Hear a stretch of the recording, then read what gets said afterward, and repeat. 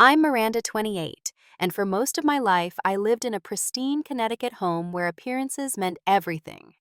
Behind our perfect family photos lurked unspeakable cruelty, with my parents worshiping my brother Aaron while systematically destroying me. Everything changed when I accidentally discovered evidence that shattered their carefully constructed facade and gave me the strength to escape. Before I share my story, let me know where you're watching from, and subscribe if you've ever felt invisible in your own family. I promise, even in the darkest situations, there's always hope for those who've been silenced.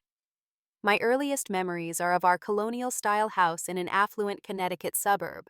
The manicured lawn, white picket fence, and cheerful flower beds projected an image of perfection that my parents Thomas and Diane Stewart meticulously maintained. Dad was a successful corporate lawyer at a prestigious firm, while Mom was a socialite who volunteered on all the right committees and hosted dinner parties that were the talk of our community.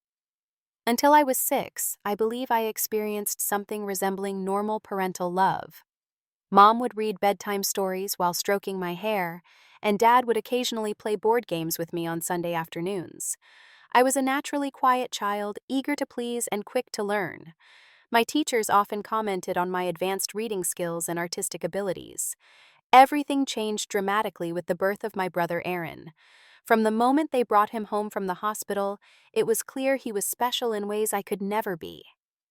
The spare bedroom that had been promised as my art space was immediately converted into an extravagant nursery with hand-painted murals and custom furniture.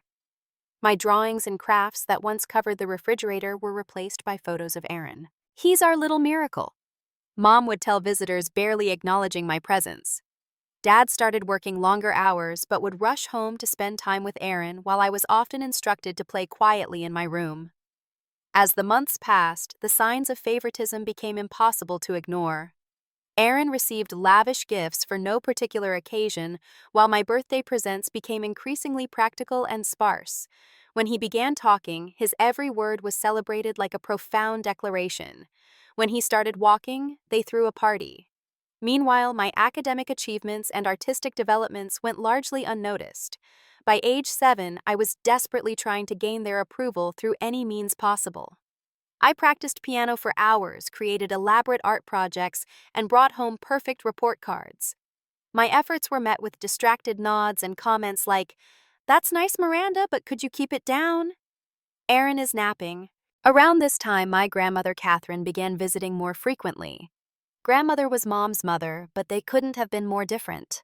While Mom was obsessed with status and appearance, Grandmother Catherine was authentic and perceptive. She noticed the disparity in how we were treated almost immediately. "Miranda, you're an extraordinary child," she would whisper to me during our special afternoon teas in the garden away from the rest of the family. "Never forget that your value isn't determined by how others treat you." Aaron quickly learned that he could manipulate our parents with remarkable ease. By age 3, he had mastered the art of theatrical crying to get whatever he wanted. He began breaking things deliberately and blaming me, a strategy that worked flawlessly. No matter how calmly I explained what really happened, my parents always took his word over mine. "Why would Aaron lie?" became their standard response to my defenses. "He's just a little boy." The culmination of this early period came on my 8th birthday. Mom had reluctantly agreed to host a small party for me and had even sent out invitations to a few girls from my class. I had been looking forward to it for weeks, carefully planning games and helping bake cupcakes the night before. On the morning of my birthday, I came downstairs to find Mom and Dad in their weekend clothes rather than the party attire I expected. "We have to cancel your party, Miranda," Mom announced without looking up from her coffee. "Aaron has a last-minute soccer scrimmage and the coach says it's important for his development." "But my friends are coming in 2 hours," I said, my voice trembling. "Don't be selfish," Dad snapped. "Your brother has a real chance at athletic achievement. You can have your party another day." They never rescheduled. I spent that birthday sitting alone on our porch explaining to each arriving friend that there would be no party after all. The shame and humiliation of that day burned into my memory permanently. Grandmother Catherine found me hiding in my room that evening. Without saying a word, she presented me with a beautiful journal bound in soft blue leather. "Some feelings are too important to keep inside," she said, holding me while I cried. Write them down, my dear. Your words matter even if it seems no one is listening. That journal became my first real lifeline, a place where I could express the confusion and hurt that were becoming my constant companions. It was also around this time that I experienced my first major punishment for something Aaron did. He had been playing with Dad's expensive watch collection despite explicit instructions not to touch them. When Dad discovered a cracked watch face, Aaron immediately claimed he'd seen me in the office earlier. The fact that I had been at school all day didn't matter. I was grounded for a month, losing my few privileges and facing cold silence from both parents. During this period, I developed a passion for writing and art that would sustain me through my darkest times. On paper, I could create worlds where children were loved equally and fairness prevailed. In my drawings, I could express the emotions I wasn't allowed to show at home. The comparisons began in earnest during this period. "Why can't you be more like your brother?" became a daily refrain. Aaron was naturally extroverted and athletic while I was thoughtful and creative. These differences were treated as deficiencies in my character, rather than simply different temperaments. My only respite came in my friendship with Jessie Taylor, a kind-hearted girl who lived down the street. Spending time at Jessie's house gave me glimpses into what a loving family looked like. Her parents asked questions about her day and seemed genuinely interested in the answers. They praised both their children equally and resolved conflicts with patience and fairness. These visits made returning to my own home increasingly painful, highlighting the dysfunction I was living with. Grandmother Catherine's journal became the repository for my deepest thoughts and fears. Each night I would write about the day's injustices and remind myself that somewhere, somehow, things could be different. I just needed to survive long enough to find that different place. What I didn't know then was how much worse things would get before I found my way to freedom. The subtle favoritism of my early childhood was merely the foundation for the systematic abuse that would define my adolescent years. Middle school brought new dimensions to my family's dysfunction. While most children my age were navigating social hierarchies and discovering their identities, I was learning to survive an increasingly hostile home environment. My academic success continued despite everything. I consistently earned straight A's and was placed in advanced programs for mathematics and English. My teachers wrote glowing comments on my report cards, noting my exceptional writing skills and analytical thinking. Yet when I brought these reports home, my parents barely glanced at them. "It's just schoolwork," my father would dismiss. "Anyone can memorize facts and follow instructions." Meanwhile, Aaron's average grades were celebrated with dinner outings and new video games. "He's just not being challenged properly," my mother would explain to relatives. "He's too creative for standardized education." It was during 6th grade that physical punishment became part of my life. The first incident occurred after I arrived home 15 minutes late from school because I had stayed to help my English teacher organize a book drive. "We were worried sick," my mother hissed, despite the fact that no one had called or texted to check on me. "Go to your room. No dinner tonight. Maybe hunger will teach you to respect our rules." That night marked the first of many when I would go to bed hungry. Food restriction became a common punishment, along with confiscation of books, art supplies, and eventually basic necessities, like adequate winter clothing and personal hygiene products. Aaron, now 9, had perfected his manipulation techniques. He could produce tears on command and had an uncanny ability to sense which behaviors would curry favor with our parents. He learned that targeting me particularly delighted them, so he became increasingly bold in his provocations. He would pinch me under the dinner table, then cry out as if I had kicked him. He deliberately spilled juice on my homework and claimed it was an accident. Once he cut up a blouse Grandmother Catherine had given me, then suggested that I had done it myself for attention. No matter how absurd his claims, our parents believed him implicitly. By 7th grade, I had become the official family scapegoat. If milk spoiled in the refrigerator, I had obviously left it out. If the internet was running slowly, I must have downloaded something inappropriate. If Aaron performed poorly on a test, I must have distracted him from studying. A particularly vivid memory from this period involves our annual family vacation to Cape Cod. Aaron had been unusually difficult all week, throwing tantrums in restaurants and refusing to participate in planned activities. On our last day, he knocked over an expensive vase in the rental house during one of his fits. The property owner was understandably upset and charged my parents for the damage. The entire drive home, they berated me for not watching Aaron properly and allowing the situation to escalate. "You're the older sibling," my father roared. "You should know better." I spent the remainder of the summer grounded, missing the few social opportunities I had been looking forward to. My bedroom, once a sanctuary of sorts, was gradually stripped of comfort. My parents removed my desk because you don't appreciate nice things. My bookshelf was next, with my father claiming the space was needed for storage. Eventually, I was left with just a bed, a small dresser, and whatever I could hide under the floorboard that had come loose near my window. During 8th grade, a school counselor briefly took interest in my situation after noticing my increasingly withdrawn behavior and the fact that I sometimes wore the same clothes for days in a row.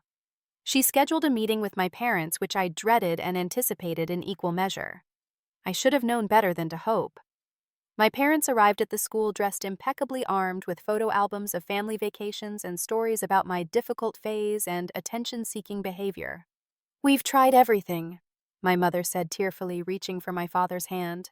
"Miranda has always been sensitive, but lately she seems determined to push us away. We're at our wits' end." The counselor, clearly moved by their performance, suggested family counseling. My parents agreed enthusiastically, thanked her for her concern, and never followed up. The subject was never mentioned again, except when my father informed me that I had embarrassed the family. Around this time, my few possessions began disappearing. A necklace from grandmother gone from my jewelry box. A collection of seashells I'd gathered over years mysteriously thrown away. My favorite sweater suddenly missing from my closet. When I asked about these items, the response was always the same. I clearly hadn't valued them enough to keep track of them, or I was making up stories for attention, or most cruelly, I simply didn't deserve nice things. As my support system crumbled, grandmother Catherine's health began to decline. Her visits became less frequent, and when she did come, she tired easily. Our garden teas were replaced by brief visits in her guest room where she rested while I read to her. Even in her diminished state, she remained my most steadfast ally. "Document everything," she advised me weekly during one visit after noticing a bruise on my arm where my father had grabbed me. "Someday you'll need to remember exactly what happened." Aaron's cruelty escalated as he entered middle school himself. He seemed to take particular pleasure in destroying things that mattered to me. A science project I had worked on for weeks was accidentally knocked off the table the night before it was due. A watercolor painting I had created for an art competition mysteriously ended up with footprints across it. My parents instituted an elaborate punishment system that applied only to me. I had a list of daily chores that would have been challenging for an adult to complete, let alone a young teenager trying to maintain perfect grades. Failure to complete any task resulted in additional punishment, creating an endless cycle of perceived infractions and consequences. Verbal abuse became a daily occurrence. Useless, ungrateful, burden, mistake. These words peppered their comments to me.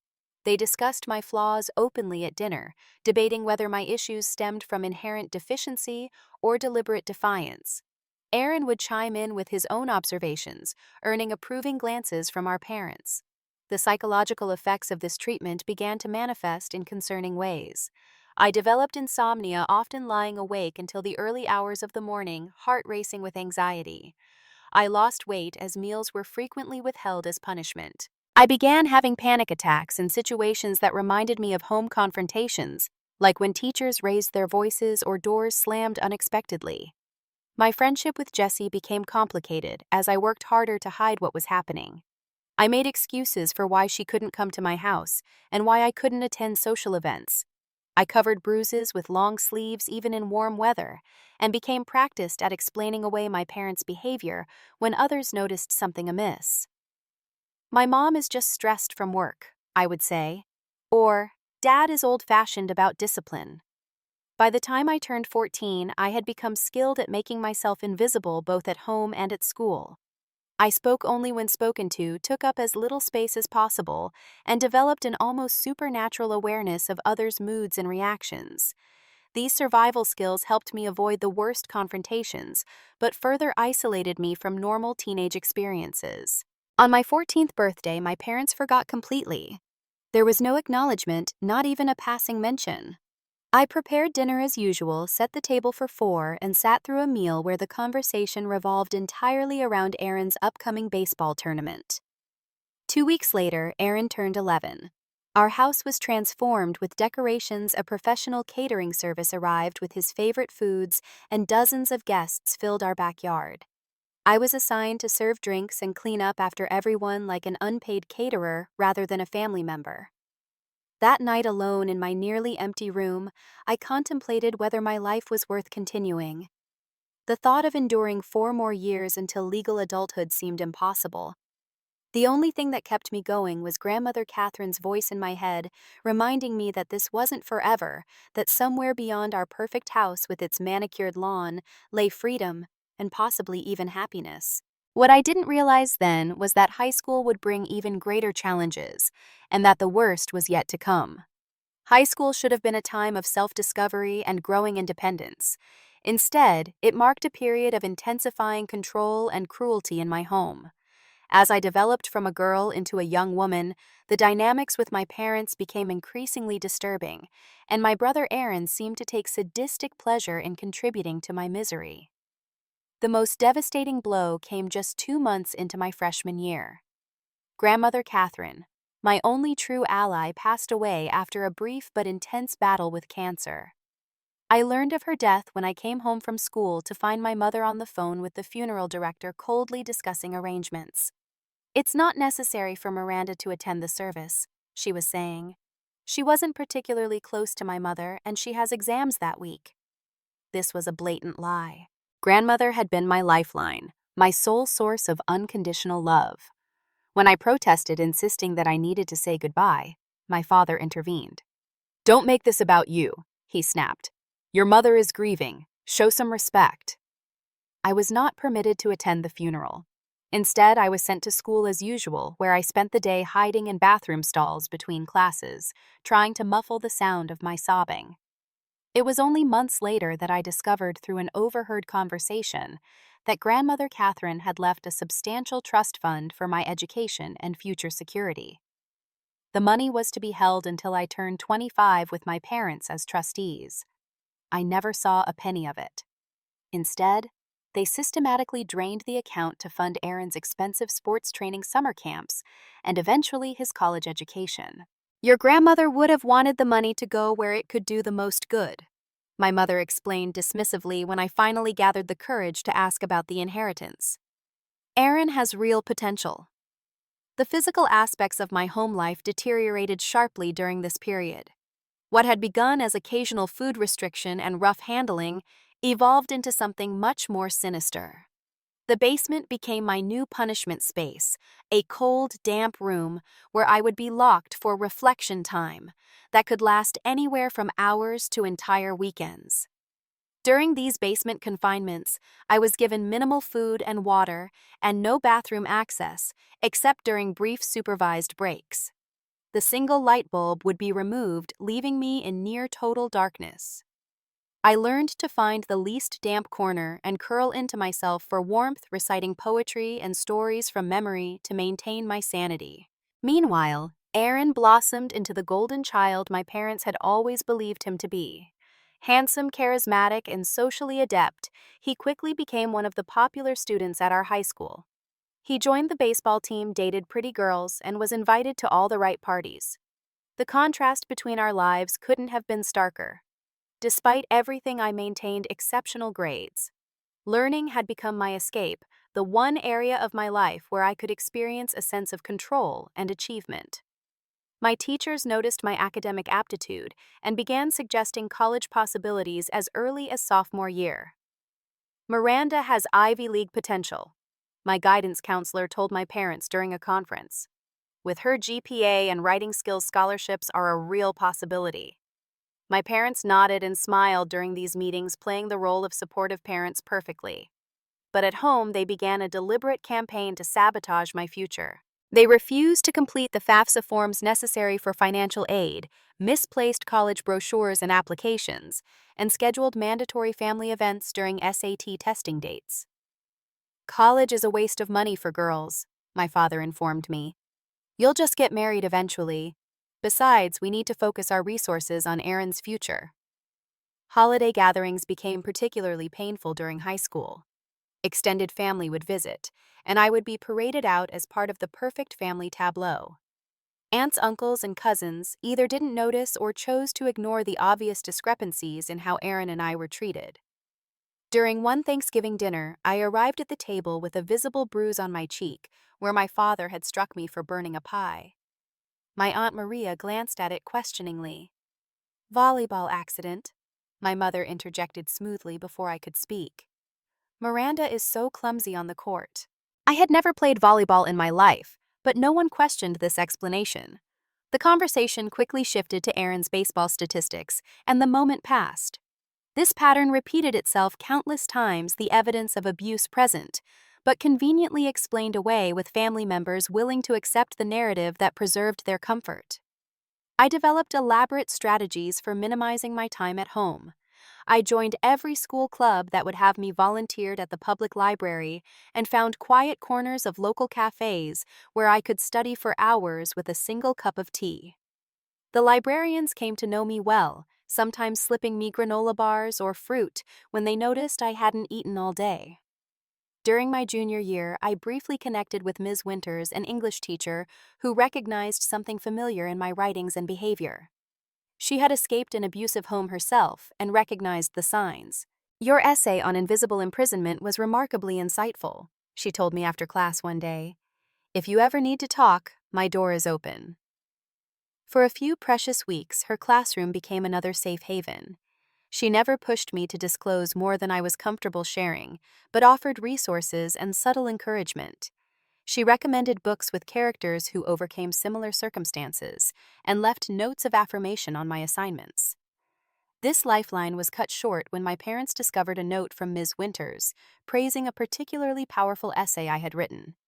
They immediately contacted the school administration accusing her of inappropriate attachment to a student.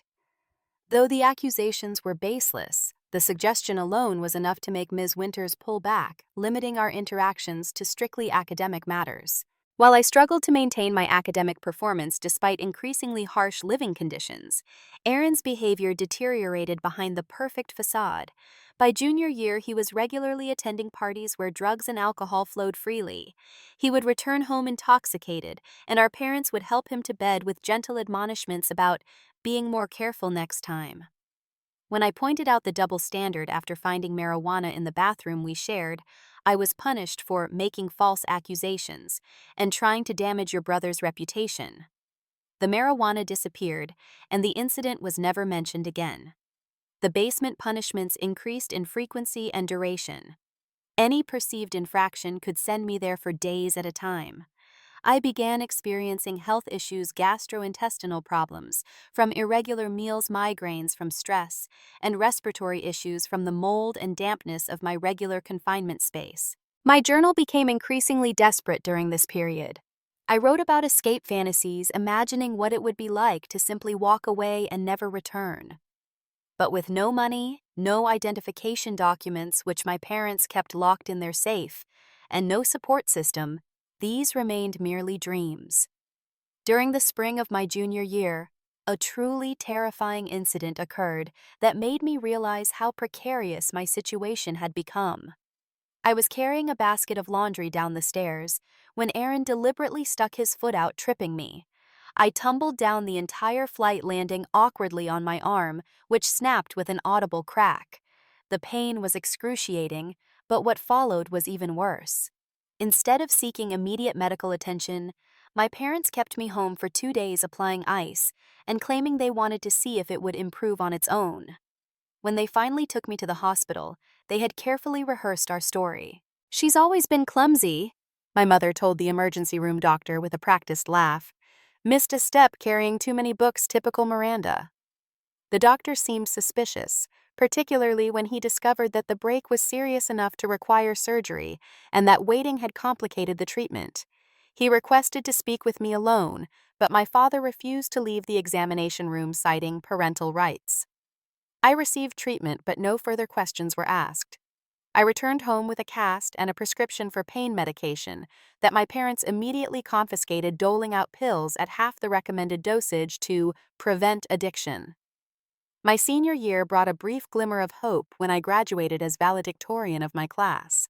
The school principal personally called my parents to congratulate them and confirm arrangements for the ceremony where I would deliver a speech. On graduation day, I arrived at the auditorium early to prepare scanning the filling seats for my family. They never came. I delivered my carefully crafted speech about future possibilities to an audience that didn't include a single person who cared about me. Later, I learned that they had attended Aaron's baseball game instead, which had been scheduled for the same time.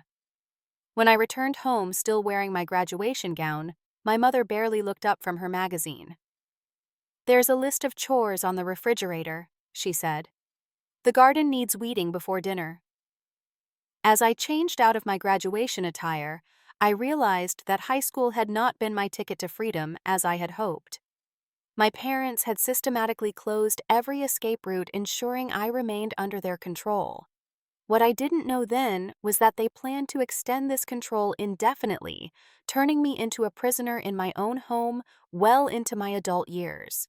The transition from high school student to adult was supposed to bring new freedoms and opportunities. For me, it marked the beginning of an even more restricted existence as my parents tightened their control under the guise of helping me navigate adulthood. My plans for college had been carefully developed despite my parents' obstacles. I had secretly applied to several universities with the help of my guidance counselor, who had agreed to send recommendation letters directly from school. I had even been accepted to a state university with a partial scholarship that would have covered most of my tuition. When the acceptance letter arrived, my father intercepted it. He called a family meeting, during which he and my mother expressed concerns about my emotional readiness for college life.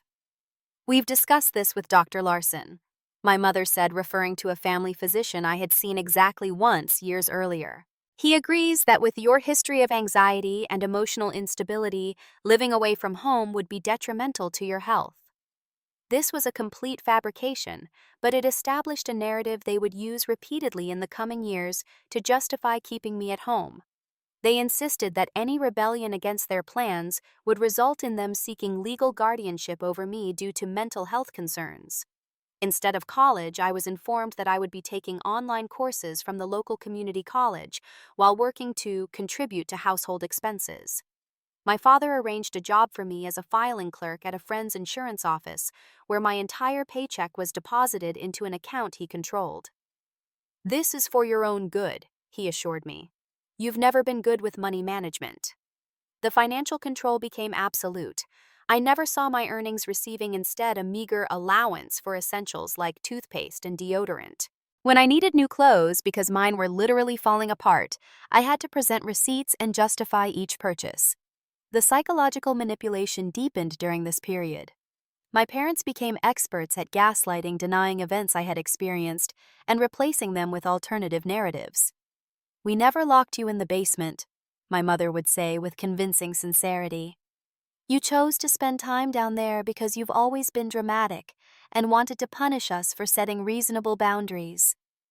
That bruise, you did that to yourself. You've always been attention-seeking that way." These constant contradictions of my reality made me question my own memories and perceptions. Was I really as unstable as they claimed?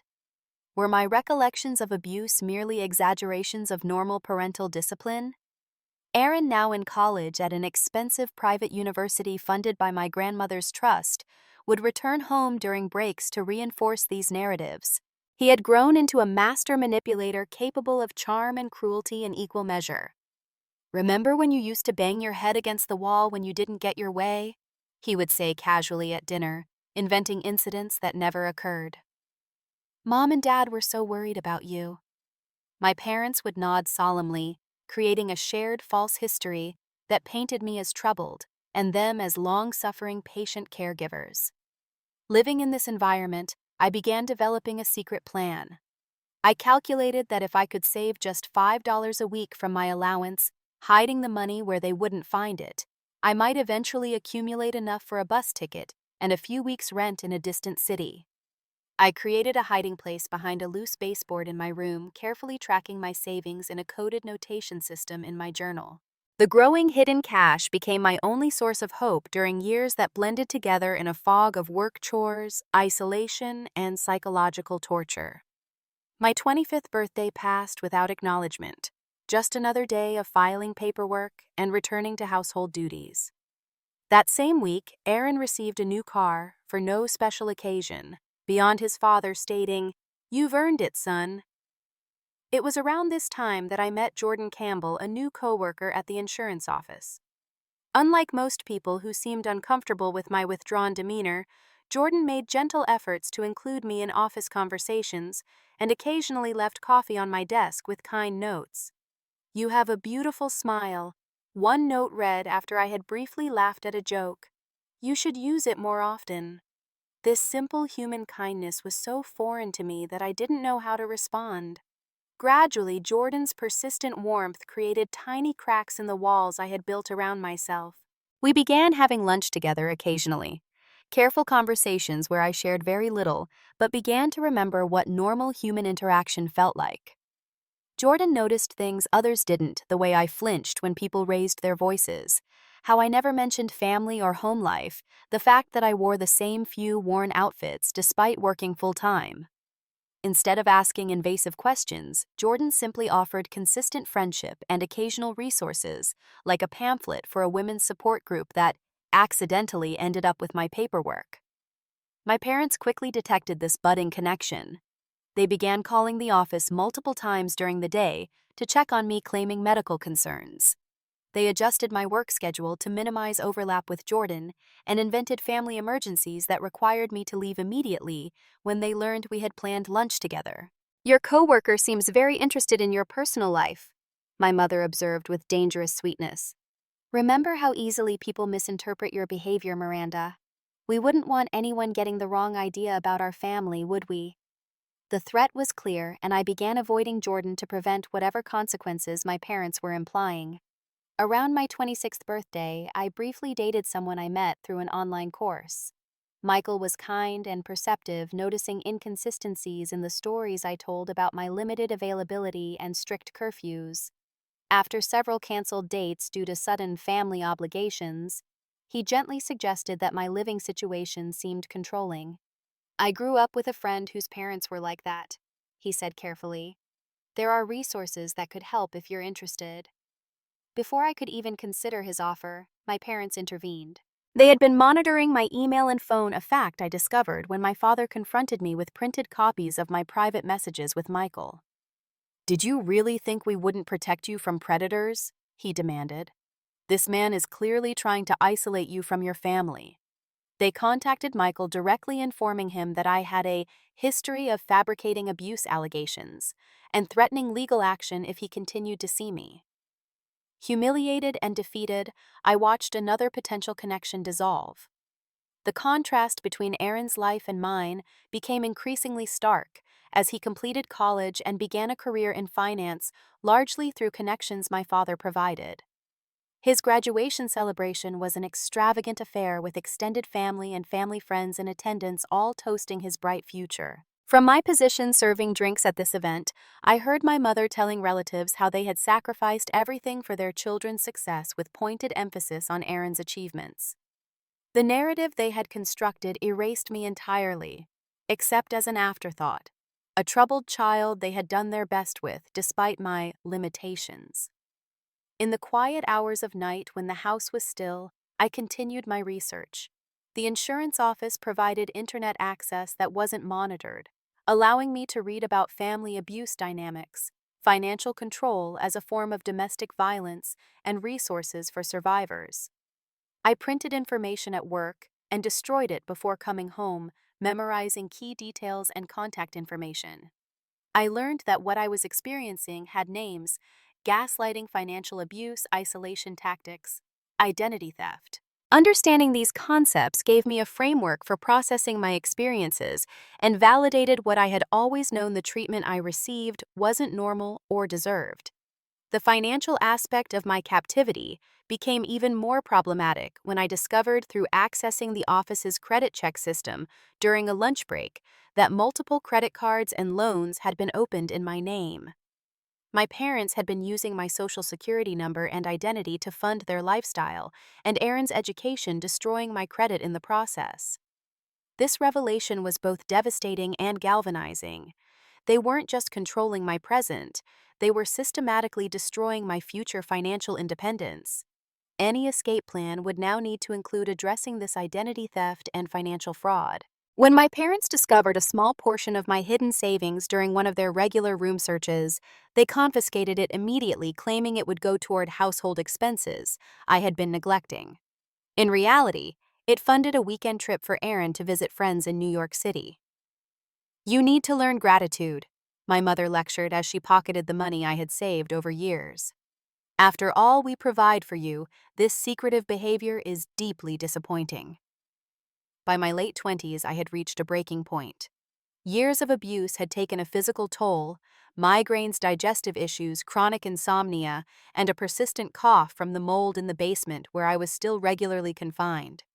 Emotionally, I fluctuated between numbness and despair, with brief moments of determined planning for escape.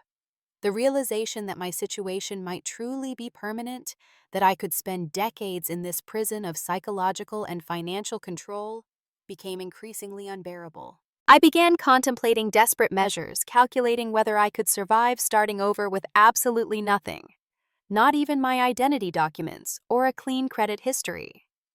What I didn't realize was that fate was about to provide an unexpected opening, a chance discovery that would finally give me the leverage I needed to break free from my captors. The evidence I would find hidden in my father's home office would change everything. On a Tuesday morning in early April, when I was 27, a seemingly ordinary day became the pivot point of my entire life. My father had left for a 3-day business conference, my mother was attending her monthly garden club meeting, and Aaron was living in his own apartment across town. For a rare few hours, I had the house to myself. I had been instructed to clean my father's home office, a sacred space I was normally forbidden to enter unsupervised. His computer was password protected, and his filing cabinets were always locked.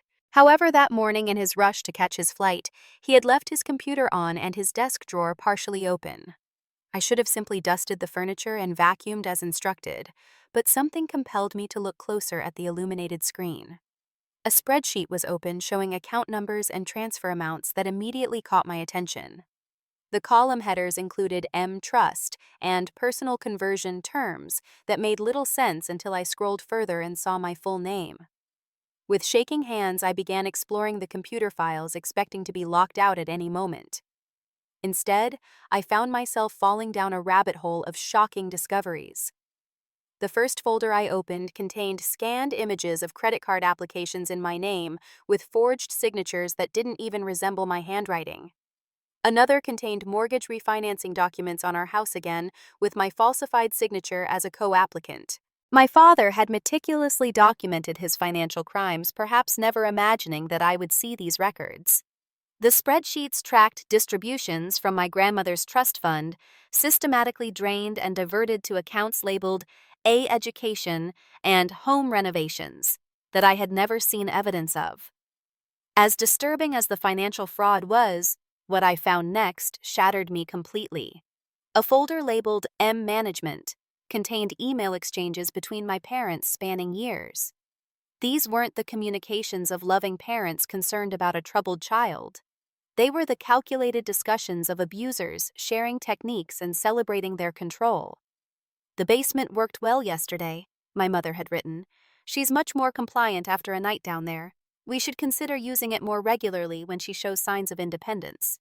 My father had responded, "Agreed. The food restriction is effective too. She's easier to manage when she's physically weakened. Make sure to maintain the narrative about her mental instability when speaking with Dr. Gardner next week." Email after email documented their deliberate abuse strategies, their fabrication of mental health concerns, to control me, and most disturbingly, their long-term plans for my future. Once the trust fully transfers, my father had written just months earlier, we should consider the next phase. The property in Vermont has a separate guest house that could be converted. Total isolation from neighbors and the winter months would make independent travel impossible without resources which she won't have. They were planning to move me to an even more isolated location once they had completely drained my inheritance. With growing horror, I discovered medical records I had never seen documenting injuries that had been treated at home to avoid hospital questions. There were photographs of bruises and fractures cataloged with dates and causes for future reference in case authorities ever inquired. Most shocking was evidence that Aaron wasn't just a bystander, but an active participant in the abuse. Emails between him and my parents showed his awareness of the financial fraud and physical abuse.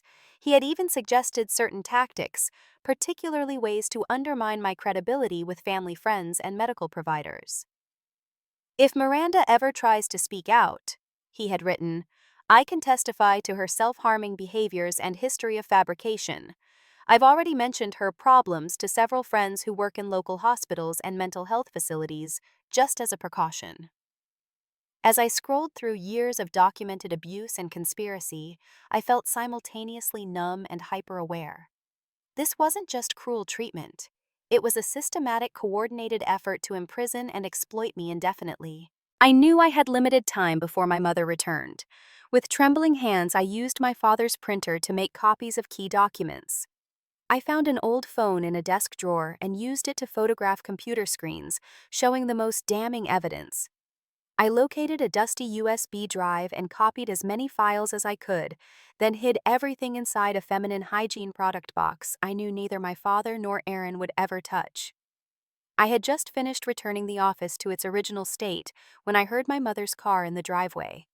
I quickly moved to the kitchen and began preparing dinner, as if nothing had happened, though my mind was racing with the implications of what I'd discovered. That night, I lay awake planning my next steps. I needed to get the evidence to a secure location and find legal help, but both seemed impossible with my movements so closely monitored. I had no access to transportation, no phone of my own, and very little money despite years of full-time work. The next morning, my parents seemed to sense something had changed. My mother watched me more closely than usual, and my father called twice from his conference to check that I was following their instructions. You seem distracted, my mother observed as I prepared breakfast. Is there something you want to tell me? Just tired. I responded, careful to maintain the same submissive demeanor I had perfected over years. I didn't sleep well. Perhaps you need a weekend of reflection, she suggested, the euphemism for basement confinement hanging threateningly in the air between us.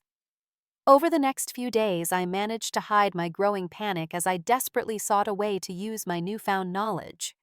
The evidence was useless if I couldn't get it to authorities, and any misstep would alert my parents that their carefully constructed system was in danger. An unexpected opportunity came when Jordan from work managed to pass me a note during a brief moment when the office supervisor was distracted.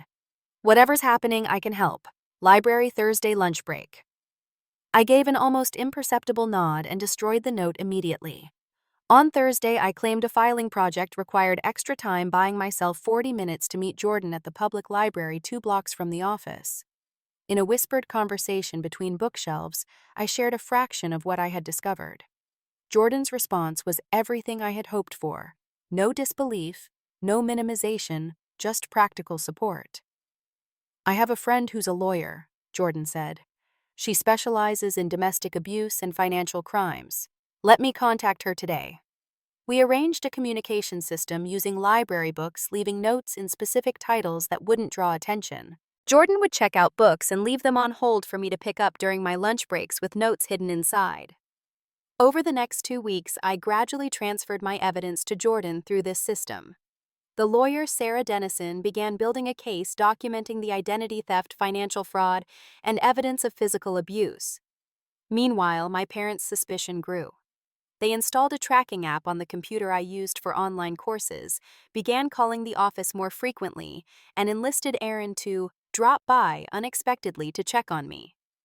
The most disturbing development came when I overheard my parents discussing having me involuntarily committed to a psychiatric facility. "Dr. Richards owes me a favor," my father said. "If we document escalating behavior over the next month, he'll sign the commitment papers. Once she's in the system, we can apply for permanent guardianship." "The Vermont property will be ready by then," my mother agreed.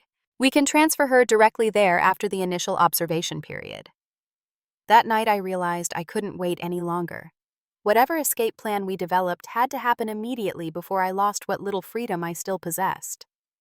Through our library book system, I communicated the urgency to Jordan, who arranged for me to meet with Sarah the following evening. My parents had been invited to a dinner party at a colleague's home, giving me a rare 2-hour window of opportunity. As I met with Sarah in a private room at the library, the full extent of my parents' crimes became clear. The identity theft alone was significant enough for criminal charges, and the documented abuse provided grounds for immediate intervention. "Miranda," Sarah said gently after reviewing my evidence, "what do you want to happen now?"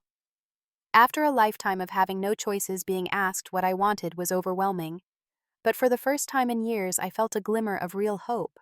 "I want to be free," I said simply, "and I want them to never be able to hurt anyone else again." With those words, the most carefully orchestrated phase of my life began an escape plan that would either deliver me to safety or condemn me to an even worse fate if it failed. The escape plan we developed was meticulous, addressing every contingency we could anticipate. Jordan and Sarah understood that my parents' influence and connections made them dangerous opponents, and that my safety depended on flawless execution. Our first priority was securing the evidence. Sarah made multiple copies of everything I had provided, storing them in different locations. She filed initial reports with both local police and the FBI regarding the identity theft and financial fraud, establishing an official record without triggering immediate action that might alert my parents. "Paper trails are crucial," she explained. "If anything happens to you during this process, these reports ensure the investigation will continue." Jordan arranged a safe house through a domestic violence organization that specialized in high-risk extractions. The location would remain unknown even to me until the moment I arrived there, minimizing the risk of accidentally revealing it under pressure. We identified the essential documents and belongings I would need to start a new life. Birth certificate, social security card, and ID were priorities, but all were kept in my parents' safe. Sarah prepared emergency affidavits explaining why I didn't have these documents, along with applications for replacements. The most dangerous phase would be the actual departure. We decided to execute it during my parents' upcoming dinner party, hosted by my father's law firm to celebrate a major case victory.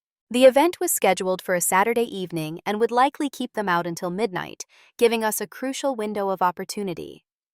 In the days leading up to my escape, I maintained an outwardly compliant demeanor while secretly preparing. I gathered the few meaningful possessions I could carry.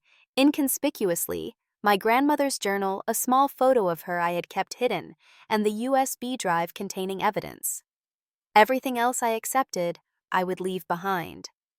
The hardest part was continuing to endure my parents' abuse, knowing that freedom was potentially days away.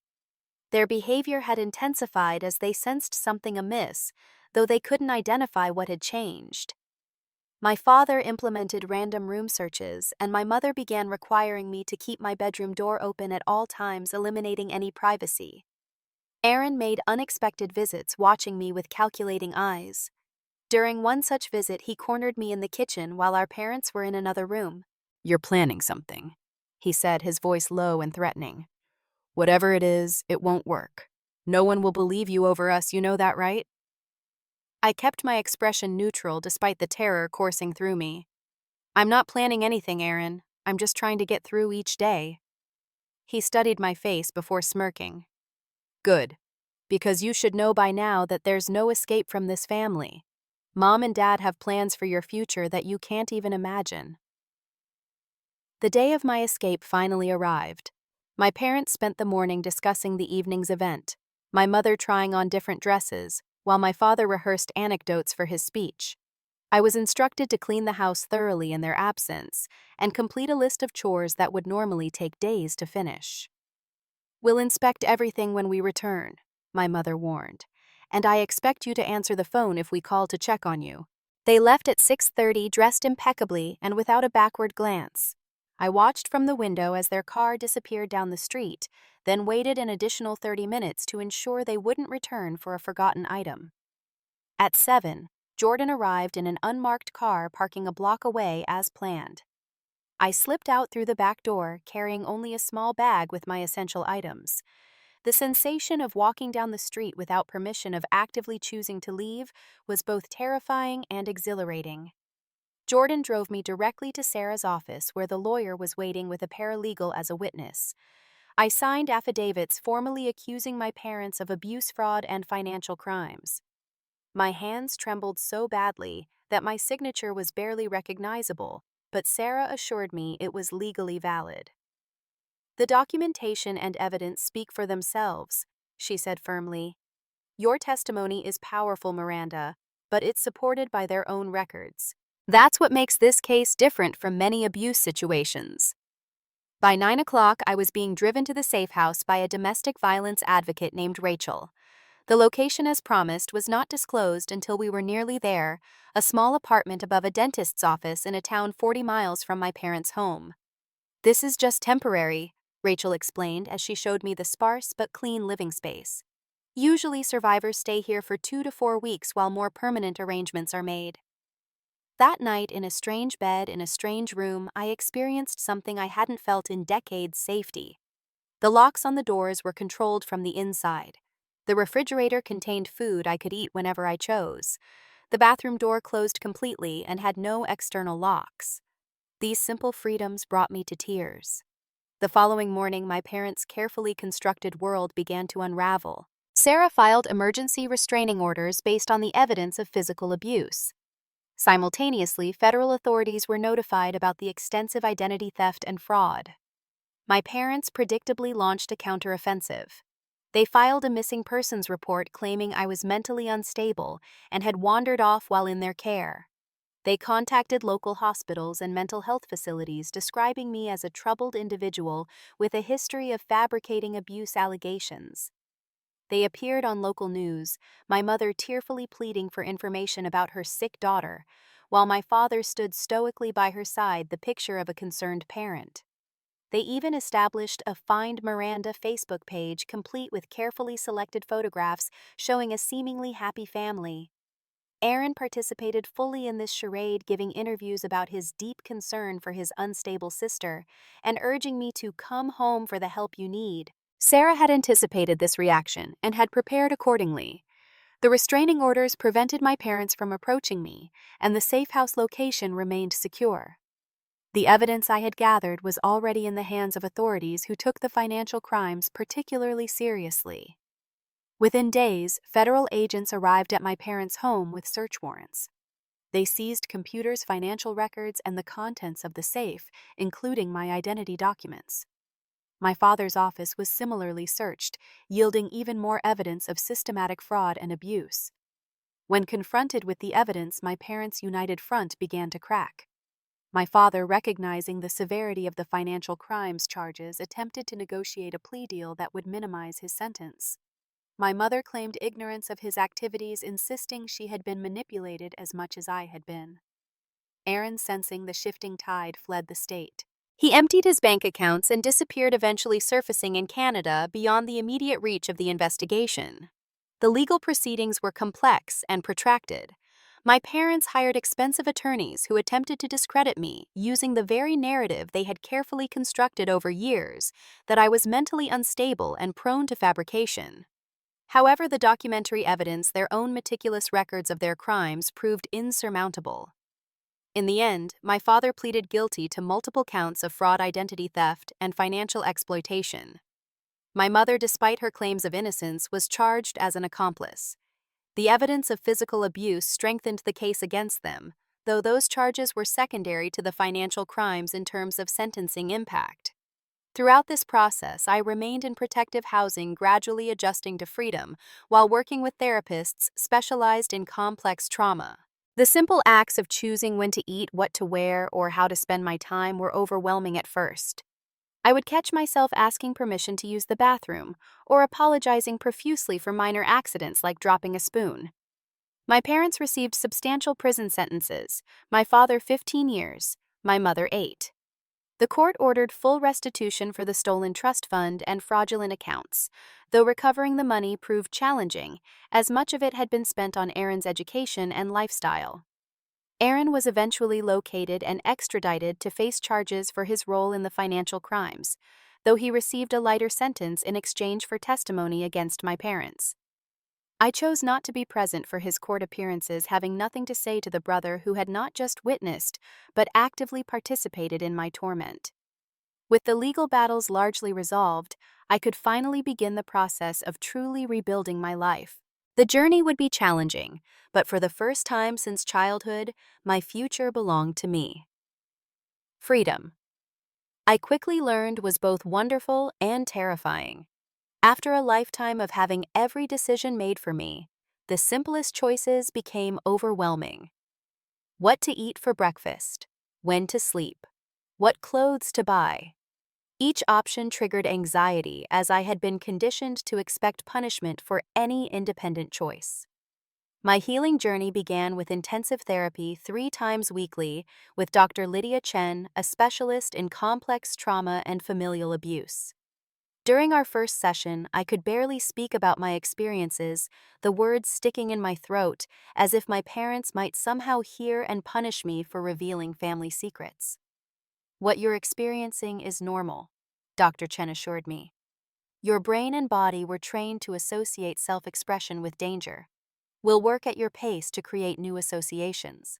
The Safe House transitional program lasted 6 weeks, during which time Sarah continued legal proceedings to restore my financial independence. The court ordered the freezing of all accounts connected to my parents, including those in my name pending investigation, and proper redistribution. With the help of victim advocates, I secured emergency financial assistance and temporary housing in a small apartment complex, specifically designed for survivors of domestic violence. My neighbors there understood the jumpiness, the nightmares, the instinctive flinching when someone raised their voice. No explanations were needed when I checked the locks multiple times or became anxious in confined spaces. Physical recovery paralleled my emotional healing.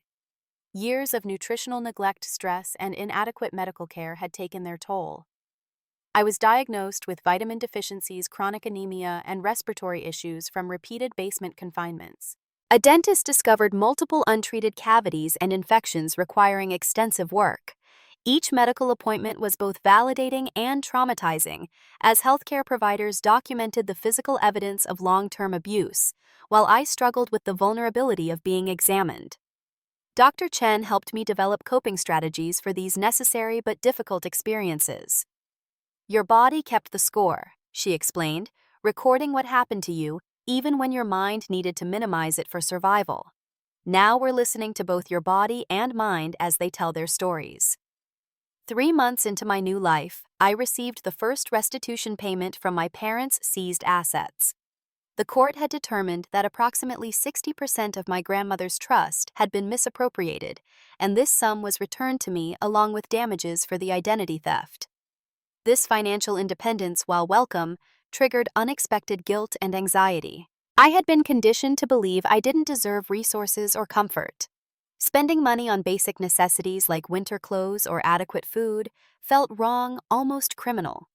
Dr. Chen suggested a graduated approach, beginning with small purchases that met basic needs, then slowly expanding to include simple pleasures like books or art supplies.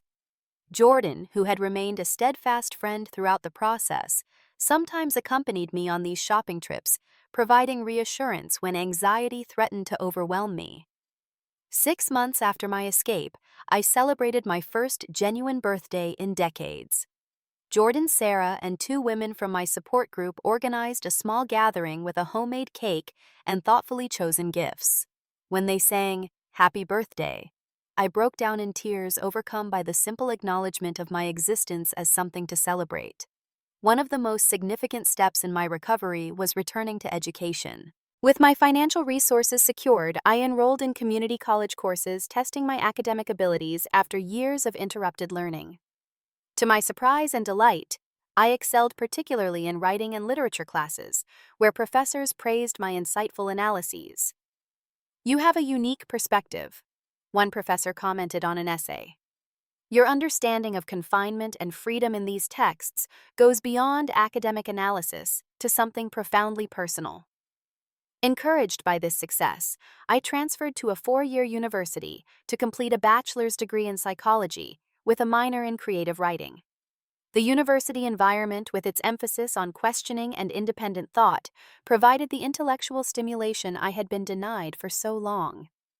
Throughout this period, I continued working with Dr. Chen on processing trauma and developing healthy boundaries. We used various therapeutic techniques, including EMDR for specific traumatic memories and cognitive behavioral approaches for managing anxiety and hypervigilance.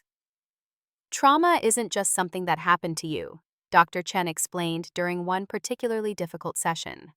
"It's something that continues to happen in your body and mind until it's processed. Our work is to help your system recognize that the danger has passed." One unexpected aspect of recovery was confronting lingering feelings about Aaron. Unlike my parents, whose abuse had been consistent and unmistakable, Aaron occupied a more complex position in my emotional landscape. He had been both fellow child and accomplice to abuse victim and perpetrator. During his sentencing hearing, which I eventually attended with Dr. Chen's support, Aaron finally looked me in the eyes. I expected to see remorse or perhaps defensiveness. Instead, I saw nothing, a complete absence of emotional connection that spoke volumes about his capacity for empathy. "I don't forgive him," I told Dr. Chen afterward.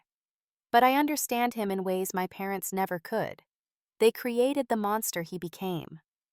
This realization was important in my healing process. I could acknowledge the damage done to Aaron without excusing his choices or feeling responsible for his redemption. His path was his own, just as mine now belonged to me. 2 years after my escape, I felt stable enough to begin volunteer work with a local organization supporting abuse survivors. I started by helping with administrative tasks, then gradually moved into peer support roles, where my personal experience could provide hope to others still trapped in situations similar to my past. "When you told us you got your own apartment, it made me believe I could too," someday one young woman told me after a support group session. Her words affirmed that my painful past could serve a purpose greater than the suffering it had caused.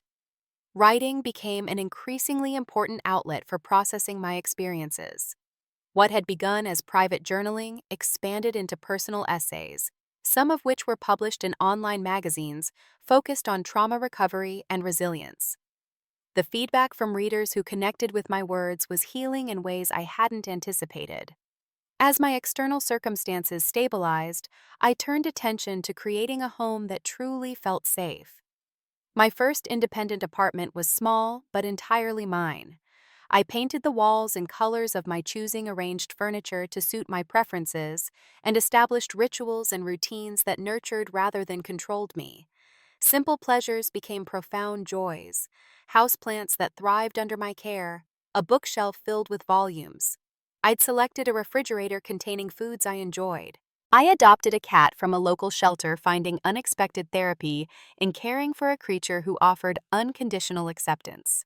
Romantic relationships remained challenging territory. My understanding of family dynamics and interpersonal boundaries had been so profoundly warped that intimate connections triggered deep insecurity. I dated occasionally but approached relationships with extreme caution, hyper alert to potential control tactics or manipulation. 3 years into my recovery journey, I met David, a kind and patient man who worked as an art therapist with traumatized children. Our connection developed slowly, with explicit conversations about boundaries and consent at every stage. David's professional understanding of trauma dynamics helped him respect my need for space and autonomy while still building meaningful intimacy. "Healing isn't linear," he reminded me during moments when past trauma intruded on present happiness. "Moving forward doesn't mean you never step back." Throughout this rebuilding process, I maintained minimal awareness of my parents' situations. Sarah kept me informed of essential developments in the legal proceedings, but respected my wish not to receive detailed updates about their prison experiences or appeals. The most profound shift in my healing journey came not from external circumstances, but from an internal realization that gradually took shape during therapy. The abuse I had endured wasn't the result of my inherent unworthiness or deficiency, as I had been taught to believe. It reflected my parents' profound brokenness and moral failure. "They didn't break you," Dr. Chen observed during a session marking my 4-year anniversary of freedom. "Despite everything, they couldn't extinguish your capacity for connection, growth, and joy." This perspective transformed how I viewed my history. My survival wasn't just about endurance. It was an act of profound resistance. Each time I had preserved some small piece of myself, whether through secret journals, private thoughts, or simply maintaining the knowledge that their treatment was wrong, I had been fighting back in the only ways available to me.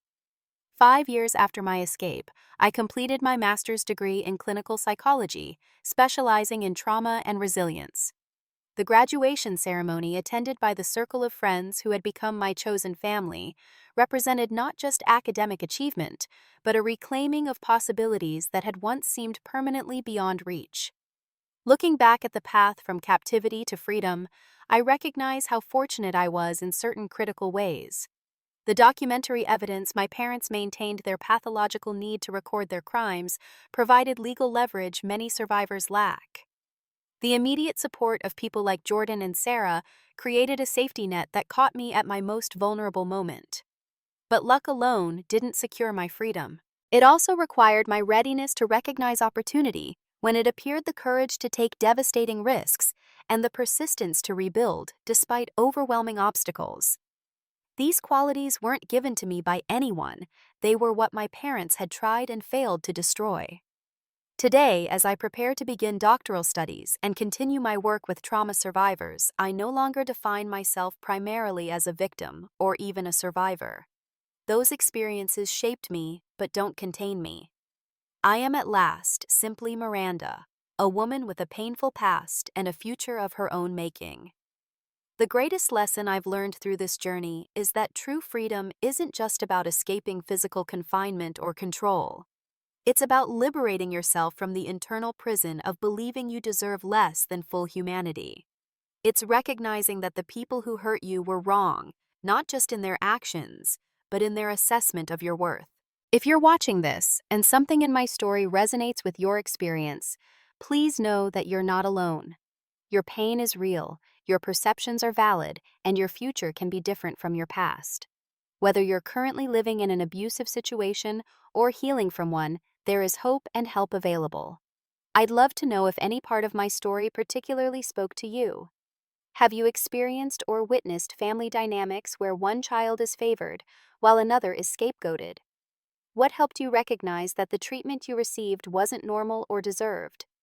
Please share in the comments below, and remember to subscribe for more stories of survival and healing.